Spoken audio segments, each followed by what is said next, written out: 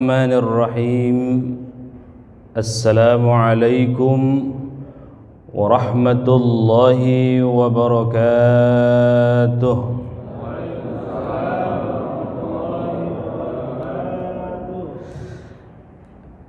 بسم الله والحمد لله والصلاة والسلام على رسول الله وعلى آله وصحبه ومن تبعه ومن والاه. إلهي أنت مقصودي ورضاك مطلوبي، أعطني محبتك ومعرفتك. قالوا سبحانك لا علم لنا إلا ما علمتنا إنك أنت العليم الحكيم. أما بعد، وقال الله تعالى في القرآن الكريم: أعوذ بالله من الشيطان الرجيم. بسم الله الرحمن الرحيم. إن هذا القرآن يهدي للتي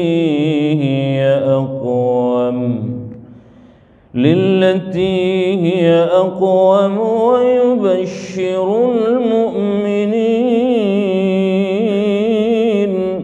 ويبشر المؤمنين الذين يعملون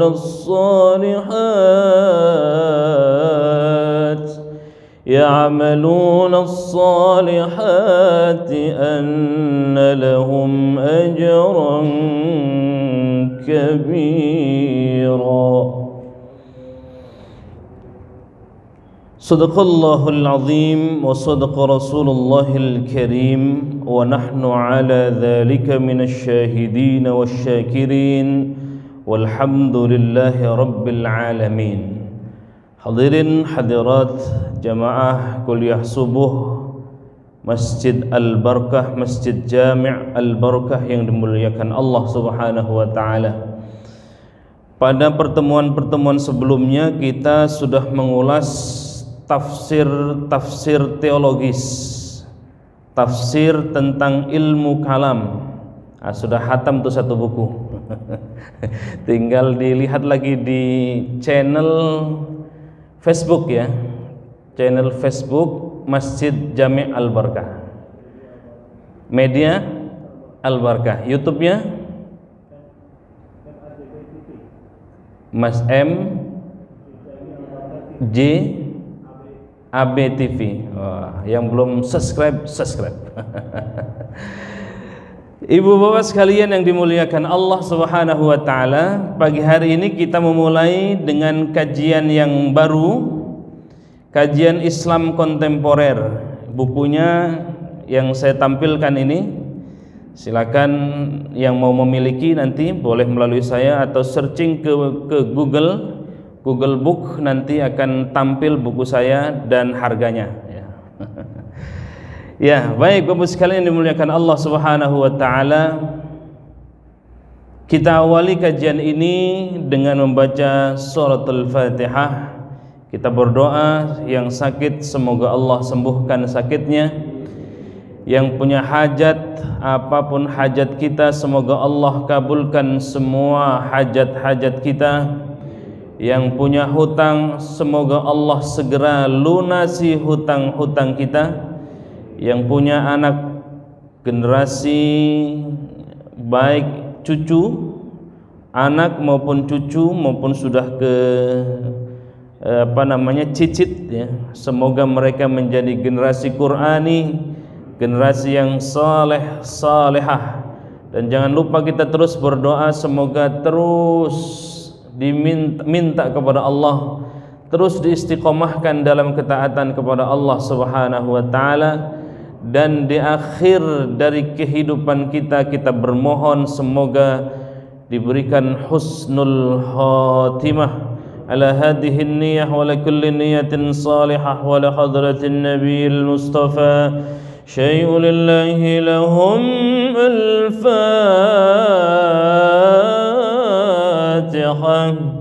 أعوذ بالله من الشيطان الرجيم. بسم الله الرحمن الرحيم. الحمد لله رب العالمين الرحمن الرحيم مالك يوم الدين إياك نعبد وإياك نستعين اهدنا الصراط المستقيم صراط الذين أنعمت عليهم غير المغضوب عليهم ولا الضالين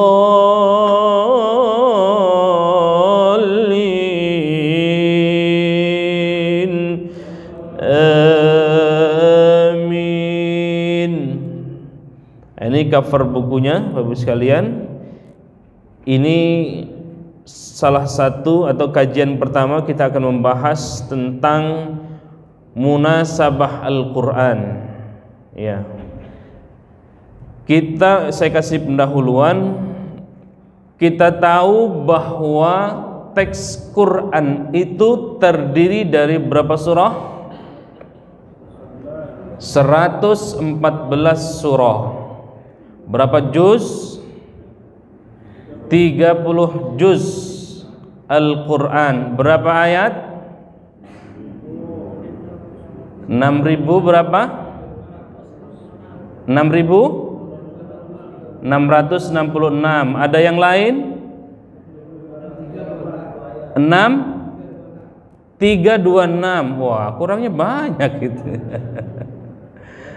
Ada yang mengatakan 636. Ada tadi yang berseloroh 6666. Ada lagi?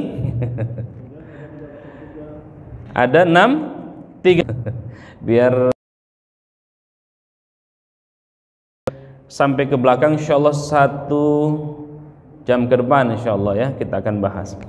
Surah yang pertama kali turun surah apa?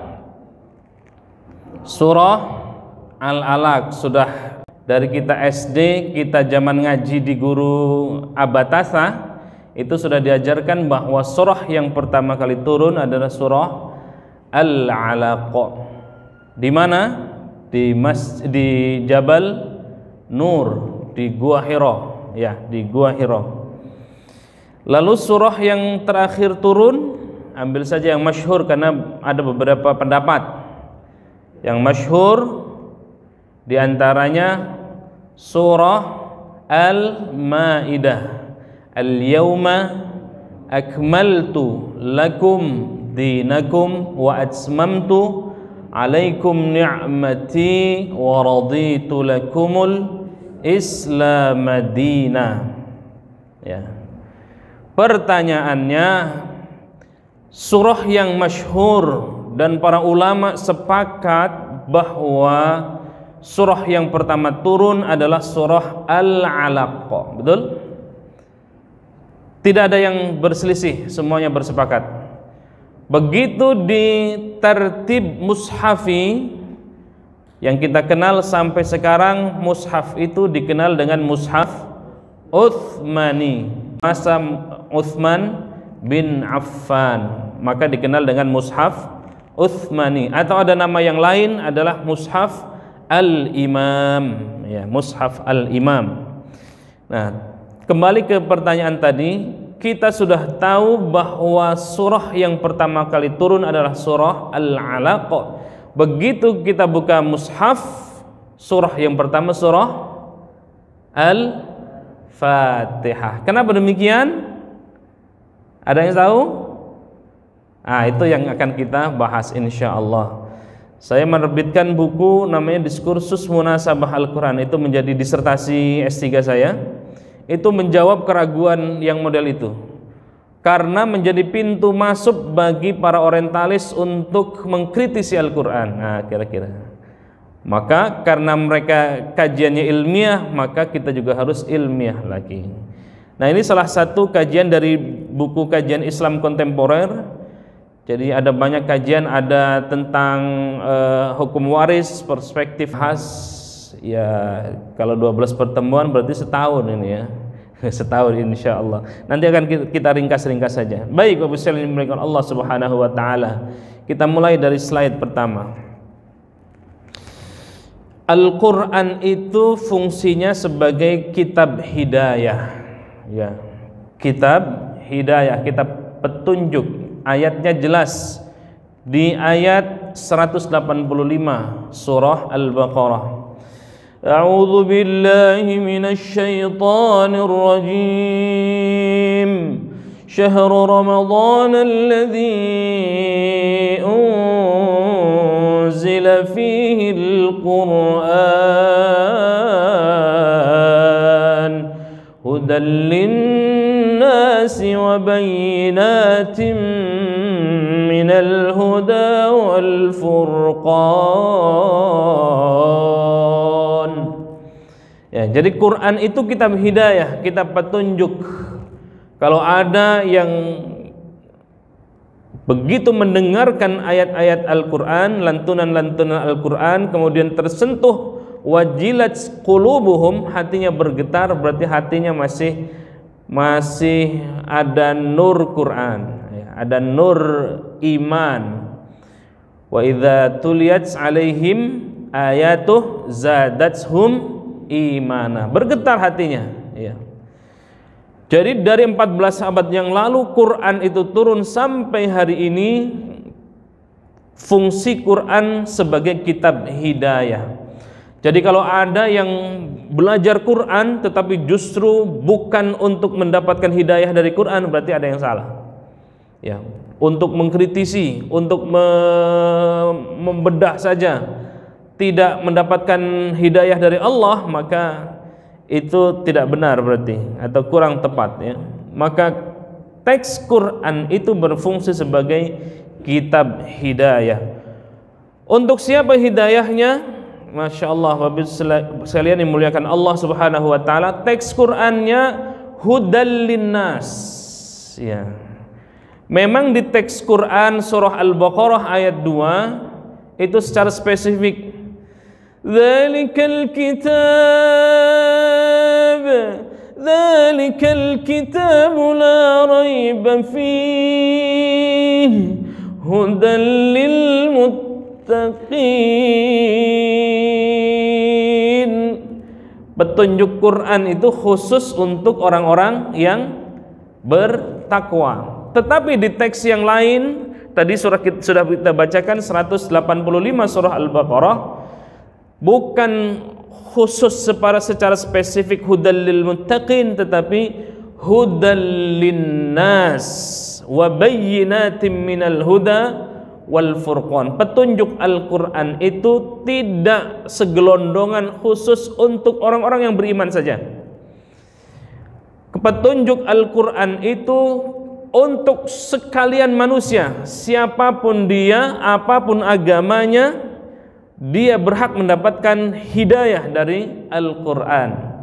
Siapa yang tidak kenal dengan Umar bin Khattab, ya, Masya Allah, itu konon setan aja takut sama Umar bin Khattab itu. Paling sadis, paling sangar.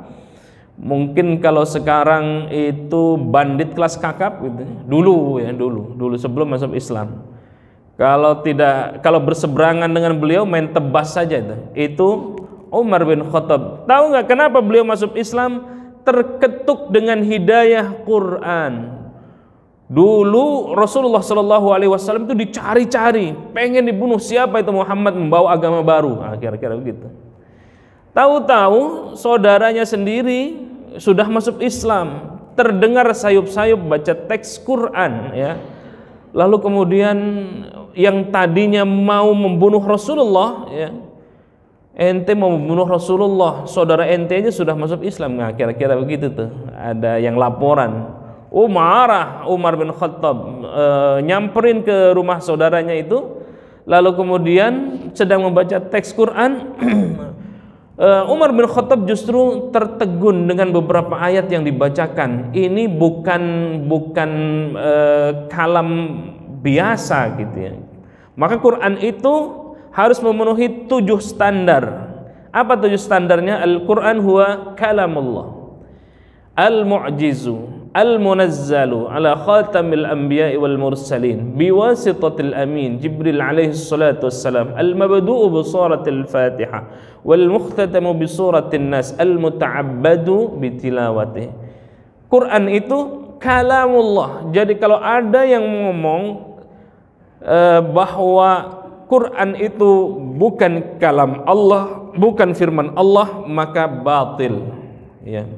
Atau saya mendapatkan firman Tuhan di Gunung Salak misalnya, nah, pasti batil, ya, karena itu kalamullah. Itu juga yang 14 abad yang lalu orang-orang ragukan terhadap orisinilitas dari Al-Quran. Dianggap bahwa teks Quran itu buatan Muhammad, ya. Maka banyak sekali ayat-ayat tantangan-tantangan. Nah, ini sering saya katakan di majelis-majelis, kalau sekarang ada yang menistakan Quran, jangan aneh. Wong di zaman teks Quran itu turun, yang menistakan Quran itu banyak sekali. Sampai-sampai Allah langsung menegur dan menantang bagi orang-orang yang meragukan Al-Quran, yang menista, dalam bahasa sekarang menista Al-Quran. Lihat misalnya surah Al-Baqarah, ya. Wa in kuntum fi raibin mimma nazzalna ala abdina fa'tu bi suratin min mithlihi. Wa in kuntum fi raibin mimma nazzalna ala abdina. Kalau ada, kata Allah, masih ada orang-orang yang menista, masih ada orang-orang yang meragukan Al-Quran, mimma nazzalna ala abdina, yang kami turunkan kepada hamba kami, kepada Rasulullah sallallahu alaihi wasallam, Allah menantang, fa'tu bi suratim mim mithlih, silakan datangkan, yang enggak usah banyak-banyak, fa'tu bi suratin, satu surah saja, mim mithlih, satu surah yang sama dengan teks Quran. Tapi apa yang terjadi? Tantangan ini dari 14 abad yang lalu sampai hari ini tidak ada yang mampu menjawab tantangan Quran itu. Lihat lagi di teks surah Al-Isra. Qul la in ijtama'atil insu wal jinnu ala an ya'tu bimithli hadzal Qur'an la ya'tuna bimithlihi.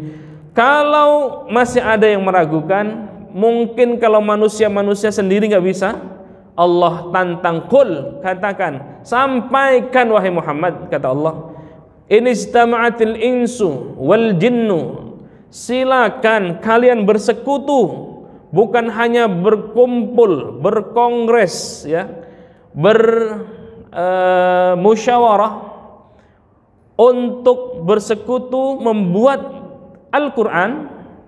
Nggak usah dengan manusia, silakan jin datangkan. Nah, ini kan lagi rame itu, ya. Ini ustadz atau dukun, ya. Karena begitu baca Allahumma sholli ala Muhammad, masya Allah. Ya, ibu bapak sekalian dimuliakan Allah Subhanahu Wa Taala, nggak usah manusia berkumpul. Kalau manusia terbatas, silakan. Qul la in ijtama'atil insu wal jinnu, jin silakan berkumpul, bersekutu dengan manusia, ya. Qul la in ijtama'atil insu wal jinnu ala ayyatu bimithli hadzal Qur'an, untuk membuat yang serupa dengan Quran, la ya'tuna bimithli, sampai hari ini. Tantangan 14 abad yang lalu ketika turun, sampai hari ini tidak ada yang mampu mendatangkan yang serupa dengan teks Quran. Masya Allah. Kenapa? Karena dulu menganggap bahwa Quran itu buatan Muhammad, ya. Ya, Bapak sekalian dimuliakan Allah Subhanahu Wa Taala. Selain itu, teks Quran itu berfungsi sebagai kitab mukjizat, ya. Bapak sekalian yang dimuliakan Allah Subhanahu Wa Taala, kenapa Al-Quran itu harus berbahasa Arab? Ini sering ditanya nih. Ya, jawaban gampangnya karena umatnya, nabinya orang Arab. Nabinya orang Arab. Kalau nabinya orang Sunda bagaimana gitu kan, ada kata Quran itu inna anzalnahu Qur'anan Arabiyyah. Bagaimana kalau Quran kalau nabinya orang Sunda? Inna anzalnahu Qur'anan Sundawiyan. Ini anekdot saja ya, anekdot. Ada kalau orang-orang Betawi inna anzalnahu Qur'anan Batawiyan. Waduh, keren sekali. Atau kalau orang Sumatera Nian. Nah, ibu bapak sekalian dimuliakan Allah Subhanahu wa taala, bukan hanya itu tetapi Quran melebihi dari teks-teks kosakata dari teks-teks yang lain. Kalau kita punya ada satu kitab namanya ada Qomus ya, Qomus Lisanul Arab. Lisanul Arab ini yang di pasaran ada 5 jilid. Itu mengungkap satu kata dalam teks Arab yang bisa memberikan makna sekian banyak makna, puluhan makna. Nah, iya. Nah, tetapi yang lebih penting lagi, kenapa diturunkan dalam bahasa Arab? Karena satu, untuk menandingi dari yang mereka berbahasa Arab, tetapi begitu Quran turun mereka terheran-heran, ini kok bahasa Arabnya tidak seperti bahasa yang kami biasa pakai sehari-hari. Bayangkan misalnya ada satu huruf saja jadi ayat, jadi teks. Nun, apa artinya nun? Yasin, Hamim, Kaf, Ha Ya Ain Shad, Qaf. Satu huruf doang. Ini yang membuat mereka terheran-heran sekaligus kagum terhadap teks Quran. Jadi fungsi Quran itu turun menjawab tantangan kepada mereka. Ya. Dulu itu kalau mereka tidak ahli sihir, mereka pasti ahli syair. Maka sayembara sastra-sastra itu sudah berkembang ketika itu. Sebelum Islam datang yang dibawa oleh Nabi Muhammad SAW, itu perlombaan sastra itu sudah berkembang. Maka siapa yang sastranya lebih bagus ya, disayembarakan, maka juara-juaranya itu teks sastranya itu digantung di dinding-dinding Ka'bah. Itu saking mulianya itu. Maka teks Quran atau Quran itu turun untuk menandingi sastra-sastra mereka. Qaf, Alif Lam Mim, Yasin. Nah, mereka ini apa? Tidak kami pernah dapatkan ini teks begini gitu ya. Sehingga kalau yang terketuk hatinya, yang dapatkan hidayah, kemudian pengen tahu, pengen belajar, masuk Islam. Tapi yang hatinya membatu, bukan mereka sesungguhnya tidak menerima ajaran Al-Quran, menerima ajaran yang dibawa oleh Nabi Muhammad SAW, tetapi karena kesombongan di dalam dirinya dan khawatir tahta kerajaannya akan sirna ya, akan hilang ya. Jadi karena itu sesungguhnya mereka tidak mau, maka mereka dikenal sebagai masa jahiliyah. Jahiliyah bukan secara ilmunya, karena Masya Allah peradaban saat itu sudah maju, tetapi jahilnya dari sisi akidah, tidak mau mengakui. Abu Jahal, Abu Lahab dan abu-abu yang lain, mungkin Abu Janda juga masuk di situ kali ya. Itu sesungguhnya mereka yakin bahwa ini ajaran yang benar, tapi karena kesombongan ya, tapi karena kalau aku mengakui sebagai apa yang dibawa oleh Muhammad, maka apa kata pengikut-pengikutku, kita kira-kira begitu. Apa tanggapan dari masyarakat kabilah-kabilah, kalau dulu kan kabilah-kabilah itu kuat ya. Maka inna khalaqnakum teksnya syu'uban wa qabaila syu'ub. Jadi kabilah-kabilah itu luar biasa bercokol. Ada kabilah misalnya Sundawian, orang Sunda semua ngumpul di situ kali ya. Ada Batakia warga Batak semua, ada Aceh semua. Ada Jawa semua. Begitupun zaman dulu kira-kira ya. Bercokol semua itu ras-ras itu.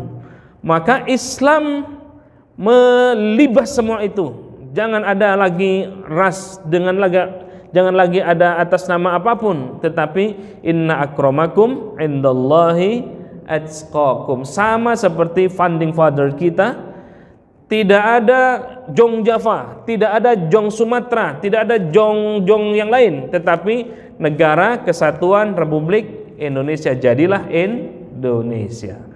Nah, begitu. Bapak sekalian dimuliakan Allah Subhanahu wa taala.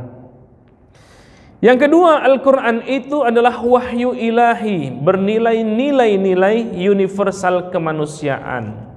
Jadi dalam teks Quran itu merangkum semua apa yang ada.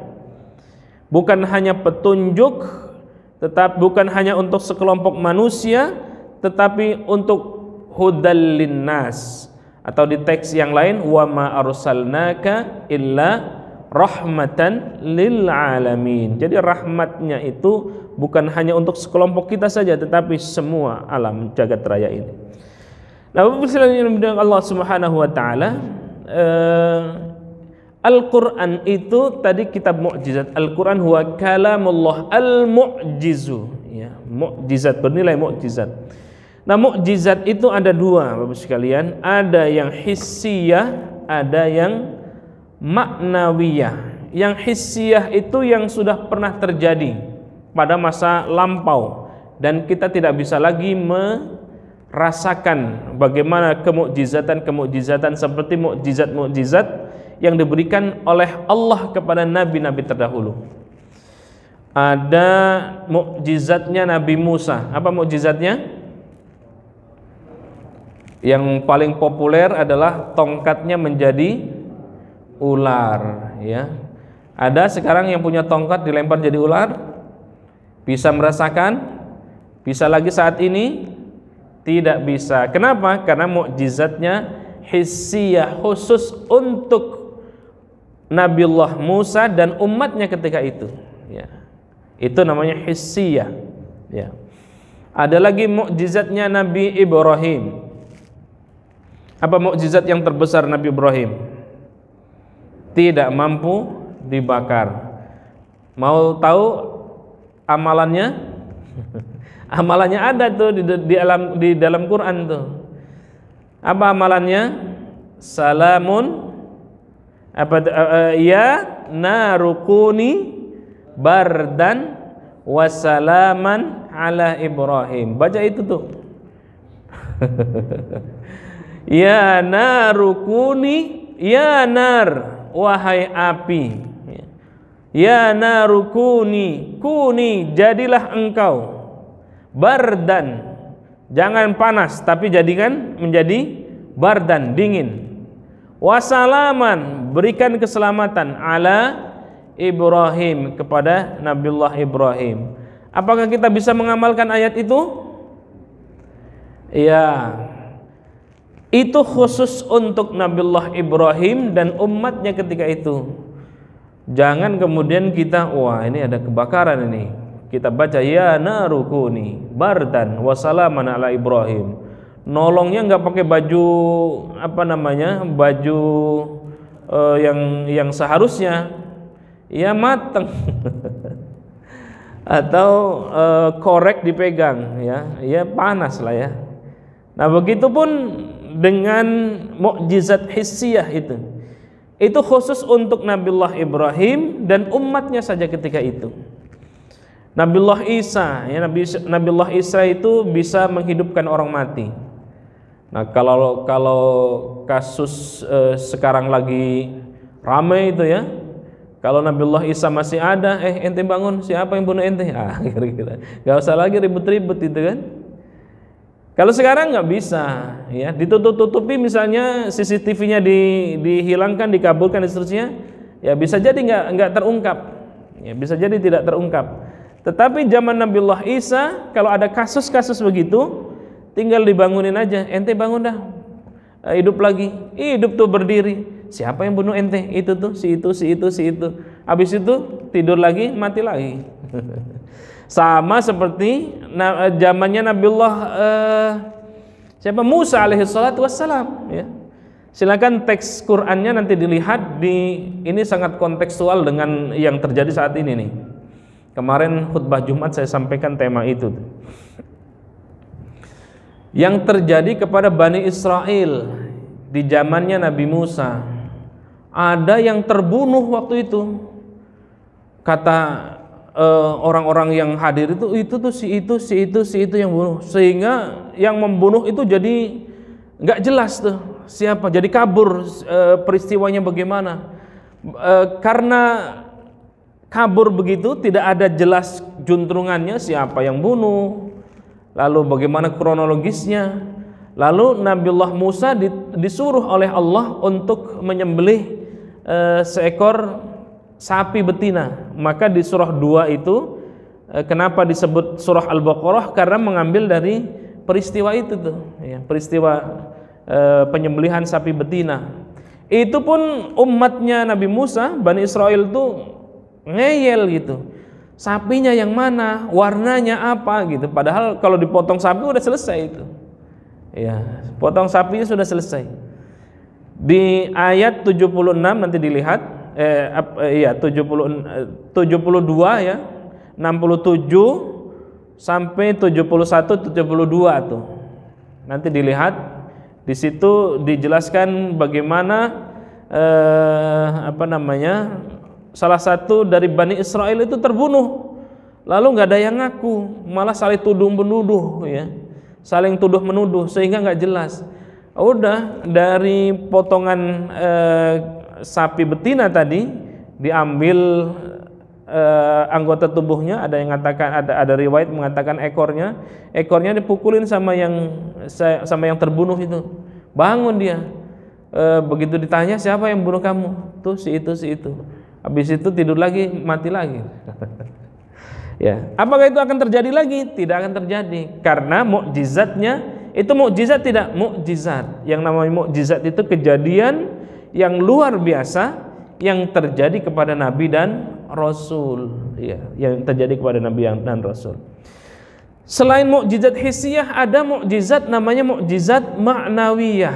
Inilah mukjizat yang terbesar meskipun kejadiannya 14 abad yang lalu turunnya, tapi sampai hari ini kita masih bisa menikmati mukjizat Al-Quran itu, baik dari sisi kosakatanya, dari sisi susunannya, dari sisi bahasanya, dari sisi susastranya, dari sisi suaranya dan seterusnya. Semuanya dari surah Al-Fatihah sampai surah An-Nas itu bernilai mukjizat.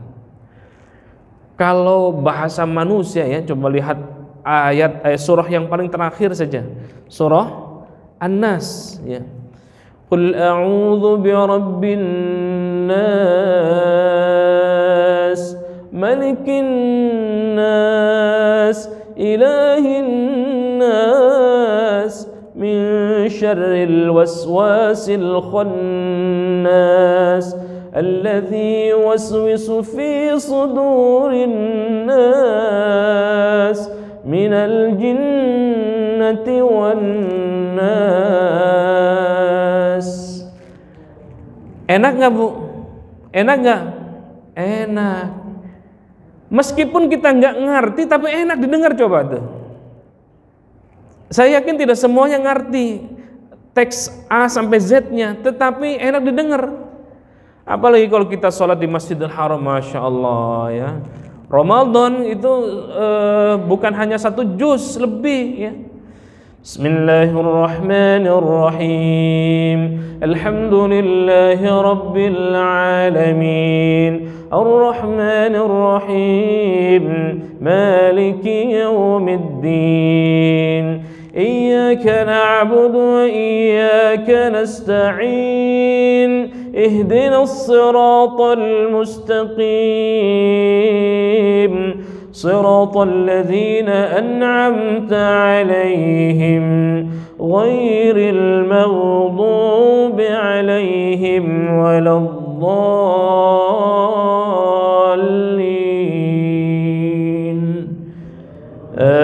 amin. Masya Allah, indah, enak kita dengar. Tidak semua yang dengar itu hafal semua, tidak. Tidak semua yang mendengar teks Quran itu ngerti semua, artinya enggak. Tapi enak didengar, subhanallah. Itu bagian dari mukjizat. Lalu kemudian susunannya, coba lihat. Qul a'udzu birabbin nas, malikin nas, ilahin nas, min syarril waswasil khannas, alladzi yuwaswisu fi sudurin nas minal jinnati wan nas. Coba nas, masya Allah. Itu kalau bahasa sekarang dari sisi susastranya, subhanallah, indah. Susunannya masya Allah, begitu. Jadi semua yang ada dalam teks Quran itu adalah mukjizat. Nah, ini mukjizat itu dinamakan dengan mukjizat ma'nawiyah. Kalau dulu umat-umat terdahulu hanya terjadi pada Nabi dan umatnya ketika itu, itulah mukjizat hissiyah. Sedangkan mukjizat ma'nawiyah, mukjizat yang bisa dirasakan oleh panca indera, perasaan, akal, pikiran, perenungan yang mendalam. Semua kita umat Rasulullah, sepeninggal Rasulullah, kita masih bisa menikmati indahnya kemukjizatan Al-Quran itu. Subhanallah. Lagi galau, kata anak sekarang ya, lagi gundah, banyak masalah, masya Allah. Ala bidzikrillahi tatma'innul qulub. Kalau kita gundah gulana zikir yang paling baik adalah zikir baca Quran. Subhanallah. Biarpun kagak ngerti, dengerin Quran tuh adem gak Pak? Adem ya, apalagi bacanya seperti Syekh Sudais misalnya, seperti imam kita tadi, masya Allah. Biarpun bacanya surah Al-Baqarah selesai, insya Allah pegel. Ya, subhanallah ya. Enak karena teks Quran, karena itu adalah kalamullah, bukan buatan-buatan kita. Dulu ada nabi namanya Musailamah. Maka Musailamah itu dikenal dengan Al-Kadzab. Musailamah ini dia yang mengaku nabi. Dulunya tokoh muslim itu Pak, tokoh Islam itu, Musailamah itu. Jadi kalau sekarang ada tokoh-tokoh pentolan-pentolan muslim ya, yang mengatakan cendekiawan muslim atau apalah gitu, tokoh-tokoh muslim yang kemudian tergiur dengan jabatan, tergiur dengan tahta, harta dan wanita. Dulu sudah ada namanya Musailamah Al-Kadzab. Itu level sahabat, karena pernah beriman. Ya, satu masa. Lah kita masih jauh, 14 abad yang lalu sudah ditinggal oleh Nabi, tidak pernah berjumpa, tidak pernah berjabat tangan, tidak pernah mimpi juga, tidak pernah juga menatap wajah Rasulullah, sudah jauh. Tapi karena jabatan tadi bisa luntur itu. Diolok-olok itu, ente Musailamah kalau kalau ente jadi muslim aja deh, kalau ente beriman aja dapat apa? Nggak dapat apa-apa, udah gabung sama kita aja gitu kira-kira. Ente saya jadikan pemimpin kami. Wow, digituin lemes itu imannya. Kembali lagi kafir. Masya Allah. Maka dia menciptakan tandingan Al-Quran. Dia buat tandingan surah Al-Fil. Mal-fil wa ma adraka mal-fil wa huwa qurtumun tawil. Enak gak didengar? Enak, didengar sih enak. Tapi kalau diartikan agak lucu, seperti anak TK lagi buat puisi. Al-fil, gajah. Mal-fil, apa itu gajah? Wa ma adraka mal-fil, tahukah apa itu gajah? Wa huwa qurtumun tawil, gajah itu belalainya lebar, belalainya panjang, telinganya lebar. Nah, itu kan mengada-ada. Memang tidak akan bisa sampai hari ini. Bukannya tidak ada yang mau mencoba menandingi Quran, ada. Dulu namanya Musailamah Al-Kadzab. Maka misi yang pertama dari khalifah yang pertama menggantikan Rasulullah adalah Abu Bakar. Misi pertamanya adalah dua misi. Yang pertama memerangi nabi palsu. Jadi kalau sekarang ada nabi-nabi palsu, ya dulu ente udah ketinggalan gitu. Ada Musailamah dulu. Kan di Indonesia udah banyak kan yang ngaku-ngaku nabi, malaikat Jibril, ada juga yang ngaku malaikat Jibril, ngaku nabi. Ya. Ada Musailamah dulu, Musailamah Al-Kadzab. Maka misi dari Abu Bakar memerangi nabi-nabi palsu. Yang kedua memerangi orang yang tidak membayar zakat. Jadi kalau hari ini ada yang enggan membayar zakat, dulu 14 abad yang lalu sepeninggal Nabi itu pada berbelot karena dianggap bahwa zakatnya itu dikasihkan untuk Rasulullah dan kepentingan-kepentingan tertentu saja. Tidak, itu adalah perintah Allah Subhanahu wa taala. Kita lanjutkan ya Bapak sekalian. Nah, kajian kita ini tentang munasabah, nasaba yunasibu munasabatan. Yang namanya munasabah itu bermakna qariban. Qarib itu artinya dekat. Misal menyerupai, ya. Atau ada juga mendekatkan, menyesuaikan, ya. Ada juga kalau Jalaluddin As-Suyuti memberikan arti berarti hubungan, pertalian, pertautan, persesuaian, kecocokan, kepantasan. Jadi kenapa ilmu ini penting? Karena Allah berfirman dari susunan kata, susunan kalimat, susunan ayat berganti ke ayat, dari ayat ke ayat, ya. Bahkan bukan hanya kata, bukan hanya kalimat, tetapi per huruf itu memiliki makna yang harus diungkap, ya. Maka ilmu munasabah itu untuk mengungkap itu. Kenapa setelah Bismillahirrahmanirrahim ada Alhamdulillahirabbil alamin? Kenapa setelah Alhamdulillahirabbil alamin Ar-Rahmanirrahim? Kenapa Ar-Rahmanirrahim padahal sudah di atasnya Bismillahirrahmanirrahim? Kenapa ada lagi Ar-Rahmanirrahim? Kenapa setelah Ar-Rahmanirrahim ada Maliki Yaumiddin dan seterusnya dan seterusnya? Nah, itu ilmu munasabah itu terkait dengan itu.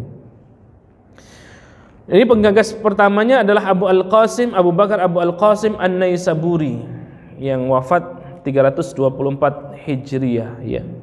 Jadi dalam halaqah-halaqah begini murid-murid itu pada masing-masing baca Quran. Kok ayat ini berkaitan dengan ayat ini, ya? Ayat ini berkaitan dengan ayat ini, ayat ini berkaitan dengan ayat ini. Maka muncullah ilmu munasabah yang digagas oleh Abu Bakar Abu Al-Qasim An-Naisaburi, ya. Dari mana siapa saja yang tokoh-tokohnya yang menggunakan pendekatan ilmu munasabah? Nah, itu banyak sekali.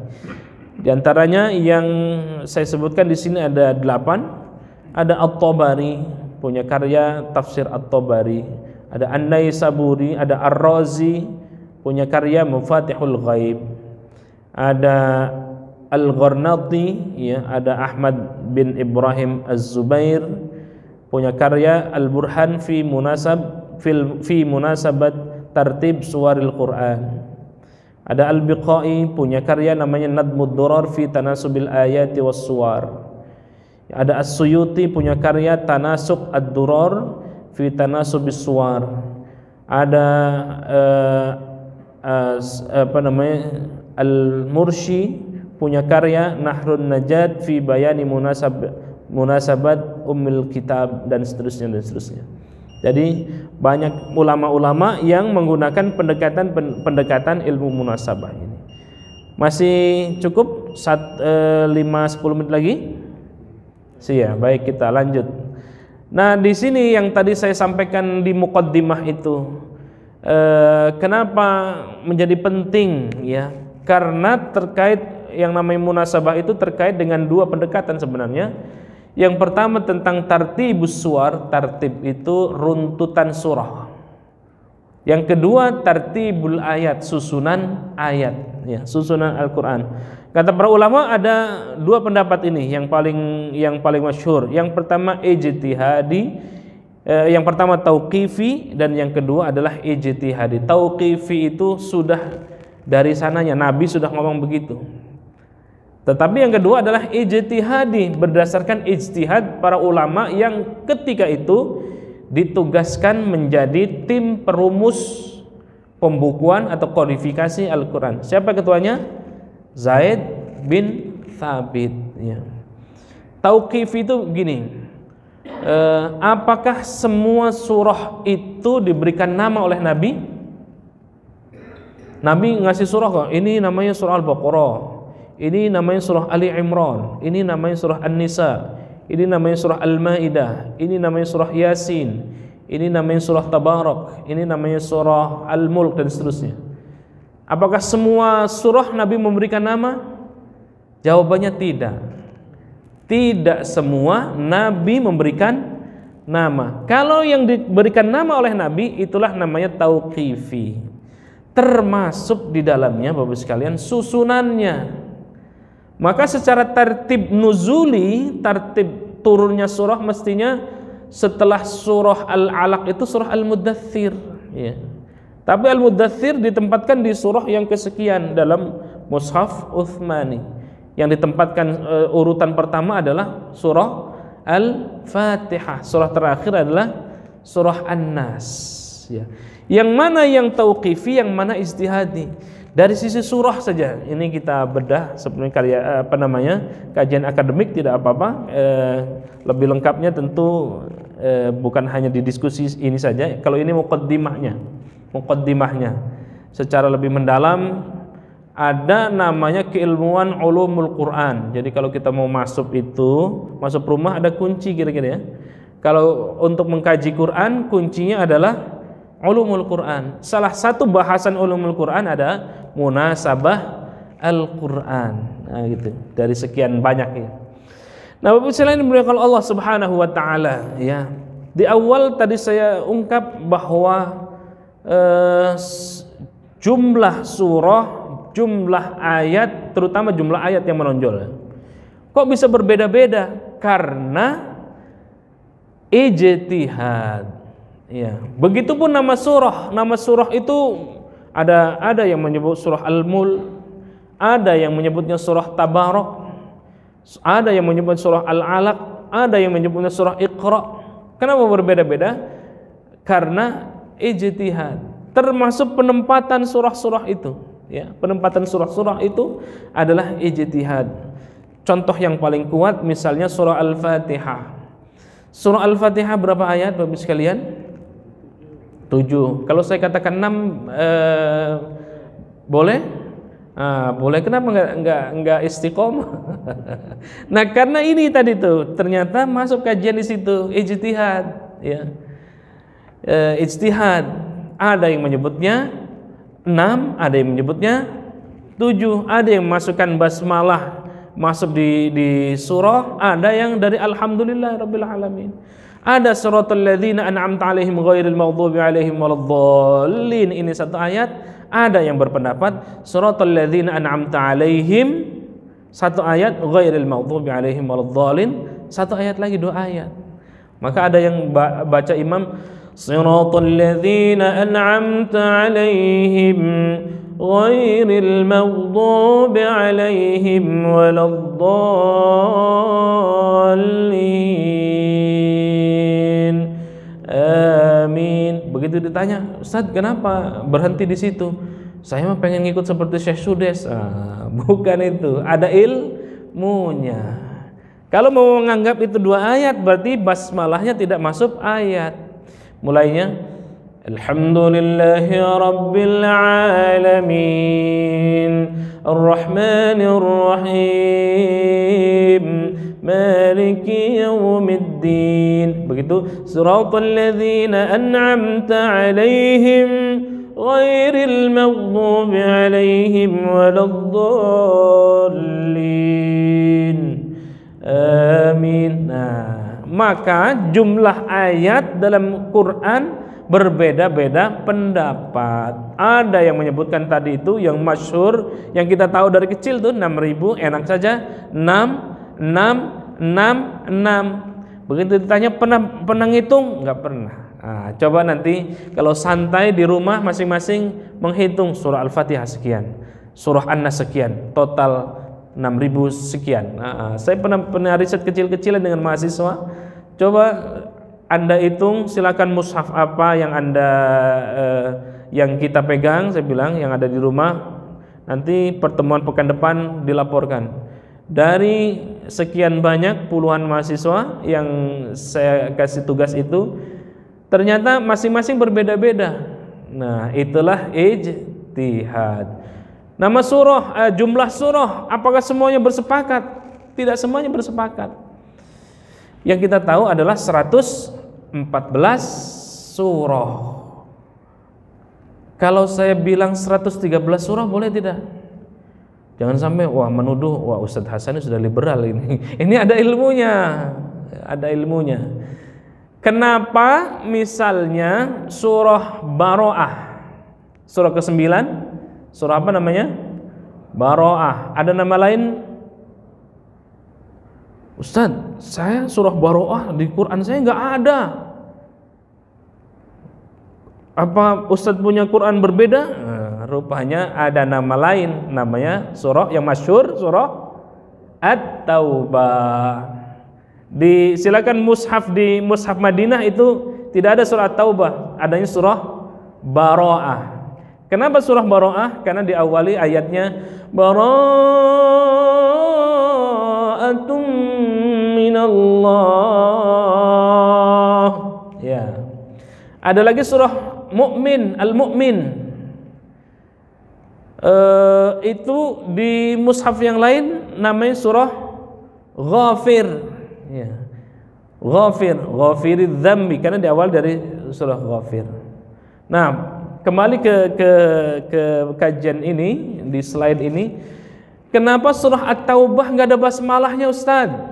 Nah, sampai seusia sekarang sudah tahu jawabannya?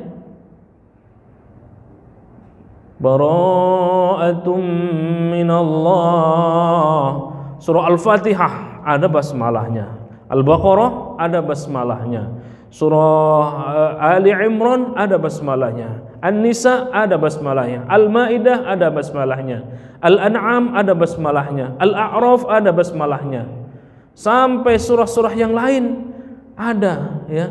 Al-An'am ada, Al-Anfal ada, ya, surah ke-8 Al-Anfal. Begitu surah At-Taubah atau surah Baro'ah tidak ada basmalahnya. Iya Ustaz, saya mau baca basmalah, di sini nggak ada, di mushafnya nggak ada, ragu saya. Akhirnya nggak baca basmalah, atau baca atau enggak. Ada pendapat hadisnya sahih yang menganggap bahwa surah Baro'ah dengan surah Al-Anfal itu satu surah. Nanti cek hadisnya, silakan searching. Maka itu kenapa? Karena surah Al-Anfal yang surah ke-8 dan surah At-Taubah surah ke-9 itu masih konteksnya sama-sama konteks peperangan isinya, ya. Isinya tentang peperangan. Maka ada ulama yang mengatakan bahwa surah Al-Anfal dengan surah Baro'ah itu satu surah. Kalau satu surah berarti bukan 114 surah, tetapi 113. Boleh nggak Ustaz? Ada pendapat, silakan. Nah, inilah namanya ijtihadi. Nama-nama surah itu tidak semuanya Nabi kasih nama. Yang kasih nama siapa? Para ulama-ulama kita, para kodifikasi ulama-ulama yang atau sahabat-sahabat Nabi yang masuk dalam tim perumus kodifikasi Al-Quran, pembukuan Al-Quran. Bahkan saya pernah ungkap juga di sini, jangankan itu Bapak-Bapak sekalian, untuk membukukan Al-Quran saja berdebat.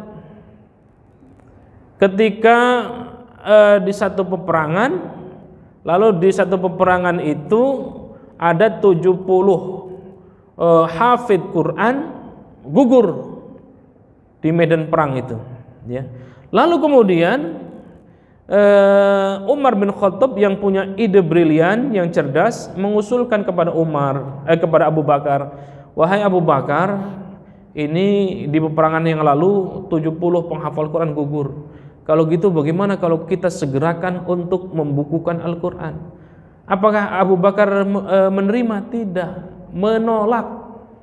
Kenapa ditolak? Karena ini dianggap sebagai bid'ah. Kenapa bid'ah? Karena Nabi tidak pernah menyuruh untuk membukukan Al-Quran.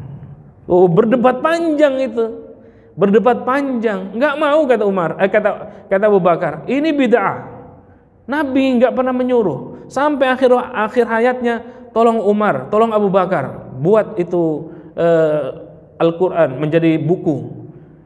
Dulunya di mana? Masih berserakan, namanya suhuf-suhuf, lembaran-lembaran. Ada yang tersimpan di pelepah kurma, ada yang tertulis di batu, ada di media tulang, dan seterusnya. Dan itu masih dipegang oleh kabilah-kabilah itu. Maka usulan dari Umar yang brilian itu akhirnya pertama kali ditolak, tetapi pada akhirnya diterima.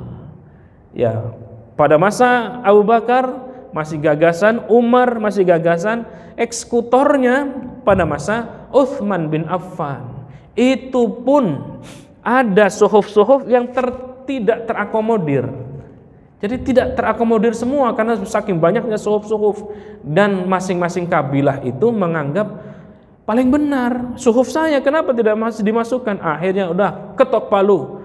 Hanya suhuf-suhuf tertentu saja yang dianggap kredibel oleh tim dan Utsman bin Affan, maka selebihnya yang suhuf-suhuf yang tidak masuk dalam dimasukkan dalam teks Quran itu dibakar. Nah, ini kan politisasi, politis. Tetapi itulah yang dilakukan. Terbitlah, kemudian diterbitkan menjadi 5. Yang pertama disebar ke Makkah, Madinah, Basrah, Kufah, dan satu lagi dipegang oleh Utsman bin Affan. Inilah yang dikenal dengan Mushaf Al-Imam. Jadi perjalanannya panjang. Apakah teks Quran itu sudah seperti sekarang, Ustaz? Tidak. Titik pun belum ada. Mana ba, mana ta, mana tha, kagak jelas. Yang membuat itu siapa? Namanya Abul Aswad Ad-Duali. Oh, kalau begini titik di bawah ba, kalau titik di atas satu nun. Itu baru belakangan setelah Khalifah Umar, setelah Khalifah Abu Bakar, setelah Khalifah Utsman, pada masa Khalifah Ali. Terus penyempurnaan, Masya Allah, ya. Jadi kalau kita baca runutan itu adanya di mana? Di Ulumul Quran, di Tarikh Al-Quran. Saya sedang menulis buku sejarah Al-Quran. Insyaallah dalam beberapa pekan ini akan terbit, insyaallah. Itu menjadi mata kuliah. Ada mata kuliah di PTKIN itu sejarah atau Tarikh Al-Quran. Nah, ini menjadi bagian dari buku yang saya sudah tulis ini. Ini pandangan para orientalis menganggap teks Quran itu buatan Muhammad, itu mengada-ngada dan seterusnya, ya. Ya, ini fungsi Al-Quran, ini seperti munasabah. Wallahu a'lam bishawab. Nah, ini bukunya, silakan. Yang mau memiliki juga silakan. Ya. Tetapi yang secara spesifik yang bahasan ini saya menulis satu buku khusus diskursus munasabah Al-Quran. Wallahu a'lam bishawab. Kalau masih ada waktu, boleh kita berdialog. Kalau tidak ada, kita cukupkan. Wallahu a'lam bishawab.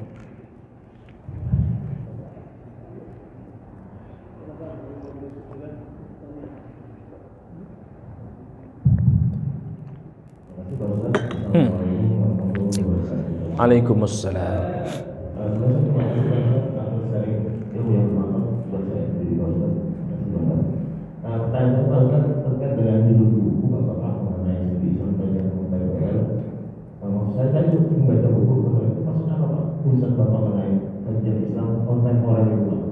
Iya.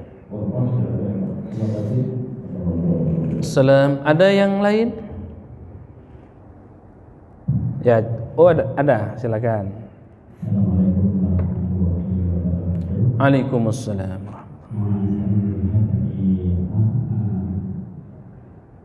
Pembahasan ini banyak dari kalangan Islam itu banyak dalam perdebatan. Tadi dikatakan bahwa Al-Quran itu adalah tidak ada keraguan, terus dijaga oleh Allah.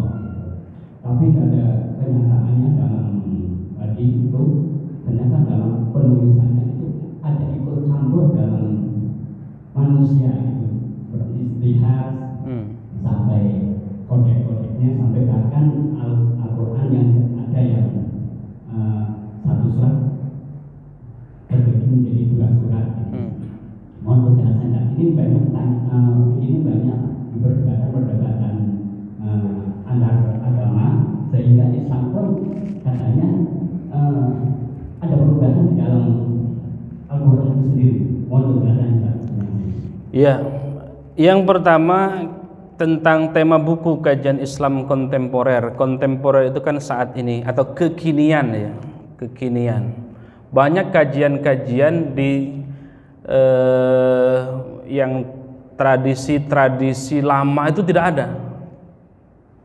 Contohnya transplantasi pencangkokan, ada nggak di teks Qur'annya? Secara spesifik ada. Nabi pun nggak pernah ngomong tentang itu. Maka ada ijtihad. Ijtihad itu bagian Islam kontemporer, gitu ya. Jadi mengkontekstualisasikan, bukan berarti melupakan Qur'annya, karena semuanya harus bersumber kepada Qur'an, kepada hadis. Ijtihad, turunan sumber hukum itu panjang. Teks Quran harus didahulukan. Ada nggak yang tidak ada di teks Qur'annya? Kalau tidak ketemu di teks Quran, cari di hadis. Ada nggak yang tidak ada di teks Quran? Ada, banyak. Bagaimana membayar zakat, berapa persentasenya, bagaimana gerakan sholat, ada nggak di teks Quran? Kagak ada. Adanya di mana? Di hadis. Sallu kama ra'aitumuni usolli, sholatlah kalian sebagaimana aku sholat, kata Nabi. Kata Qur'annya aqimis sholah, dirikan sholat. Gimana caranya? Maka hadis menjelaskan itu. Begitupun dengan yang lain-lain. Konteks kekinian, ijtihad itu bagian dari pemahaman Islam yang kontemporer. Maka kenapa teks Quran itu yang 30 juz itu harus dengan tafsir lagi ya. Tafsir itu Masya Allah ya, di Indonesia saja dalam penelitian Howard Fidelspiel itu ada 48 karya tafsir. Belum lagi di Timur Tengah, belum lagi di Barat. Kapan kita mau baca? Padahal teks Qur'annya sama, tetapi tafsirannya bisa berbeda. Teks Qur'annya suci, teks Qur'annya sakral, tetapi boleh berbeda dalam menafsirkan ya. Itu ya. Lalu yang kedua, kenapa harus ada kajian munasabah? Tartibus suwar, tartibul ayat. Kalau kita baca, silakan baca kajian munasabah, kajian para orientalis itu keren-keren Pak. Dan semuanya mendiskreditkan Quran, ingin menguji Quran. Nah, maka kajian munasabah, kenapa saya kasih diskursus munasabah Al-Quran, itu dalam rangka menjawab dari keraguan para orientalis. Saya contohkan kecilnya bagian dari kajian munasabah ini ya. Kisah tentang Nabi Adam ada di surah Al-Baqarah? Ada? Ada nggak di surah yang lain? Ada. Kata orientalis, wah Quran ini ngapain tersebar di surah, sekian banyak surah, mendingan satu surah saja, surah cerita Nabi Adam. Nah, ini kalau tidak kuat dengan keilmuan model begini, oh iya juga ya orientalis. Tapi karena kita sudah tahu kajian munasabah, maka kita dekati dengan ini. Contoh yang lain, surah Al-Isra. Surah Al-Isra itu tentang apa? Tentang Isra Mi'raj.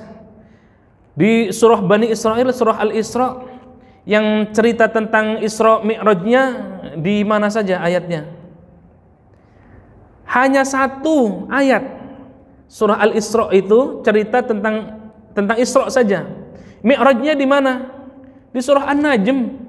Kenapa judulnya surah Al-Isra Bani Israel, cerita tentang Isra Mi'raj? Kenapa di ayat berikutnya tidak terkait dengan Isra Mi'raj? Kata para orientalis. Saya contohkan, Subhanalladzi asra bi'abdihi lailan minal masjidil haram ilal masjidil aqsa alladzi barakna hawlahu linuriyahu min ayatina innahu huwas sami'ul basir. Masih terkait dengan Isra Mi'raj? Masih. Subhanalladzi, maha suci Allah, alladzi asra bi'abdihi lailan, yang telah memperjalankan pada malam hari. Terus ayat yang keduanya, wa ataina Musal kitaba wa ja'alnahu hudan li bani Israil alla tattakhidhu min duni wakila. Ada terkait dengan Isra Mi'raj? Ayat ketiganya, dzurriyyata man hamalna ma'a Nuh innahu kana 'abdan syakura. Ada ayat terkait dengan Isra Mi'raj? Sepintas tidak ada.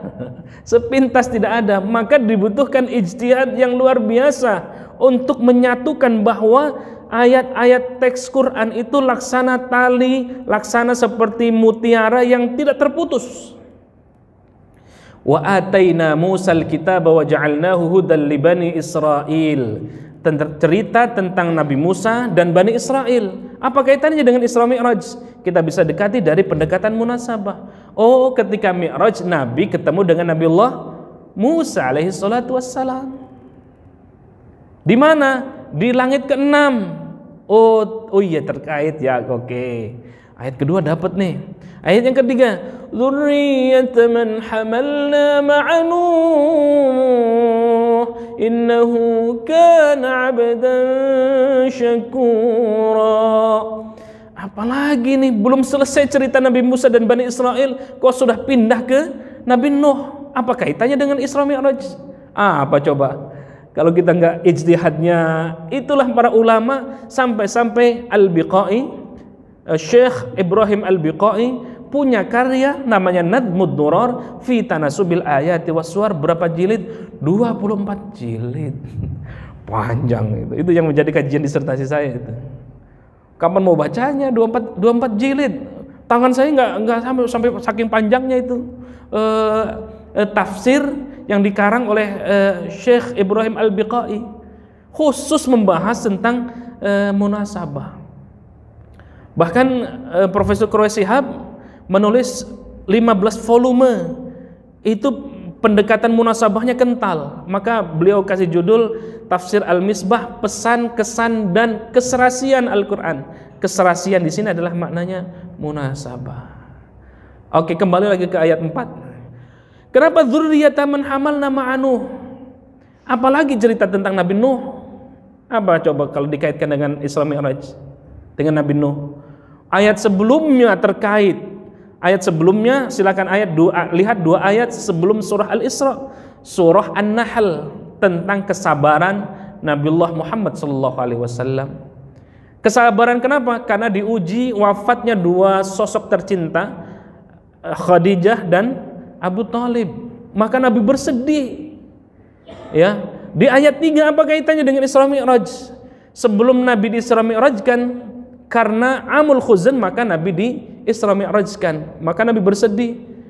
Nah, ayat 3 ini cerita tentang Nabi Nuh. Kenapa? Karena cerita Nabi Nuh itu jangan bersedih, wasbir, kan di ayat 2 ayat terakhir di surah An-Nahl, sabar wahai Muhammad. Sebegitu kagak nggak ada apa-apanya dibanding dengan dakwahnya Nabi Nuh alaihi salatu wassalam. Berapa dakwahnya Nabi Nuh? 950 tahun, per 50 tahun cuman dapat 1.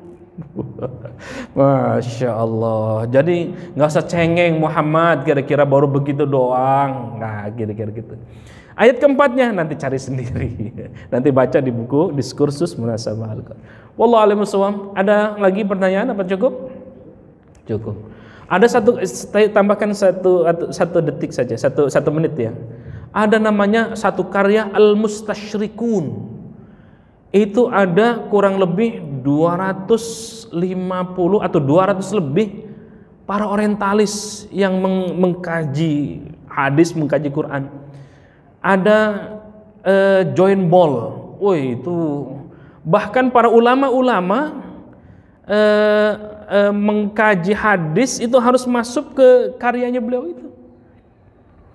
Jadi ya Masya Allah. Ada Richard Bell, Montgomery Watt, itu kajian Qur'annya keren-keren. Kalau kita tidak kuat kajian dasar kajian ini, ya kalah kita berdebat. Mereka meragukan, dasarnya bukan dapat hidayah, pengen dapat hidayah, tidak. Meragukan, meruntuhkan keraguan terhadap Quran. Wallahu a'lam bishawab. Kita tutup dengan hamdalah. Alhamdulillahirabbil alamin. Semoga apa yang saya sampaikan bermanfaat. Kita akan lanjutkan kajian Islam kontemporer berikutnya. Yang mau pesan bukunya silakan ke Pak Haji Soni, silakan. Atau mau langsung pesan online juga silakan. Wallahu a'lam bishawab. Semoga bermanfaat. Wabillahi taufiq wal hidayah wal afu minkum. Wassalamualaikum warahmatullahi wabarakatuh.